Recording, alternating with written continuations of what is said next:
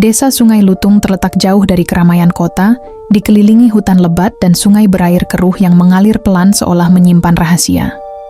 Saat senja turun, kabut tipis selalu muncul dari sela pepohonan, membuat desa itu terlihat sunyi dan terasing. Warga percaya kabut tersebut bukan sekadar embun malam, melainkan penanda bahwa makhluk halus mulai berkeliaran. Rina pertama kali datang ke desa itu karena tugas mengajar. Ia masih muda, baru lulus kuliah, dan tidak percaya pada cerita mistis. Baginya, semua kisah tentang makhluk jadi-jadian hanyalah cara orang desa menjelaskan ketakutan mereka sendiri.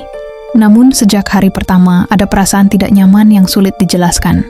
Rumah tempat Rina tinggal adalah rumah kayu tua milik seorang janda bernama Mak Itam. Wanita itu jarang berbicara, matanya cekung, dan wajahnya selalu terlihat waspada. Setiap malam, Mak Itam selalu mengunci jendela rapat-rapat dan menyalakan lampu minyak hingga dini hari. Suatu malam, Rina bertanya alasan kebiasaan itu.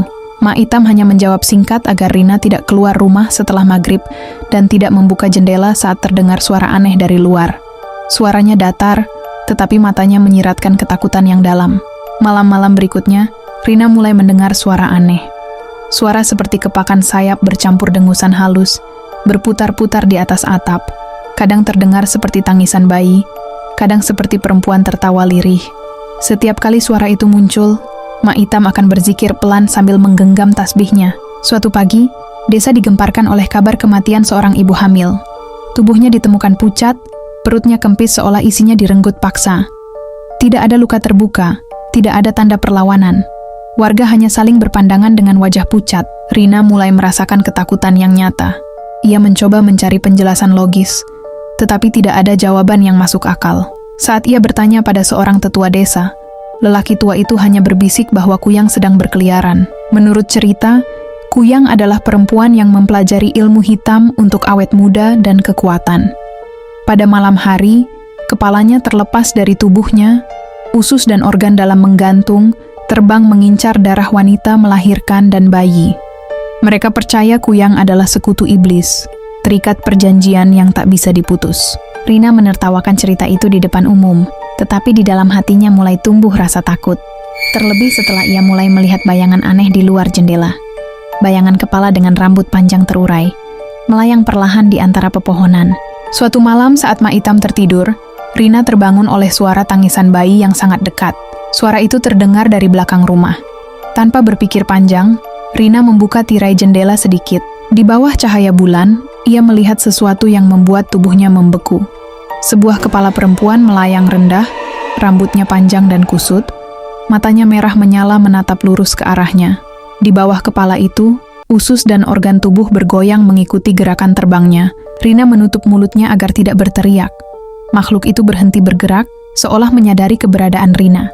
Perlahan, kepalanya mendekat ke jendela, senyumnya lebar dan dingin. Mak Itam terbangun dan segera menarik Rina menjauh dari jendela. Ia membaca doa dengan suara gemetar.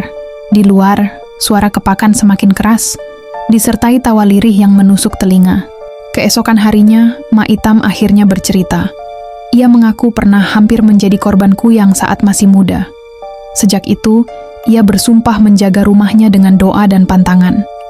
Ia juga percaya Kuyang yang berkeliaran bukan orang asing, melainkan salah satu warga desa sendiri. Kecurigaan mulai menyebar. Seorang perempuan bernama Sari menjadi bahan bisik-bisik. Ia cantik, tidak pernah terlihat menua, dan jarang bergaul. Rumahnya selalu tertutup rapat. Setiap ada wanita hamil meninggal, Sari justru terlihat semakin segar. Rina tidak ingin percaya, tetapi potongan-potongan kejadian terasa saling terhubung.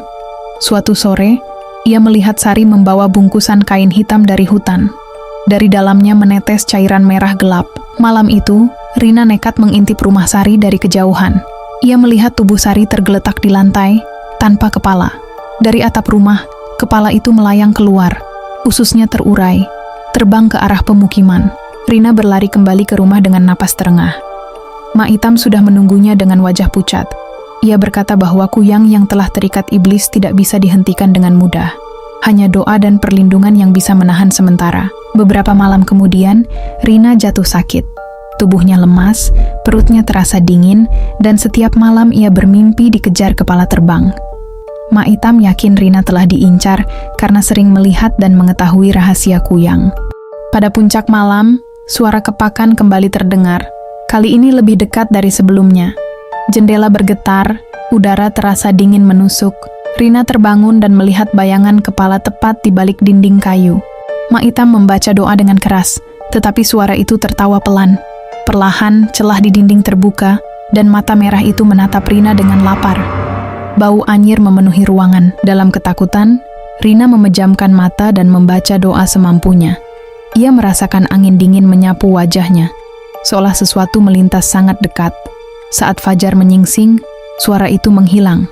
Mak Itam terkulai lemas, tasbihnya terlepas dari tangan.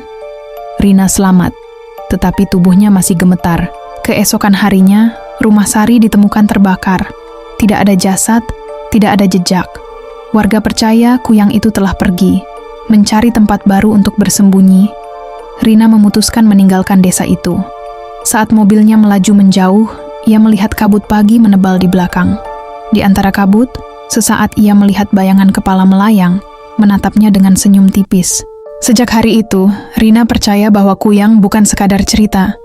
Ia adalah sekutu iblis yang selalu mengintai, menunggu manusia lengah, bersembunyi di balik wajah yang tampak biasa.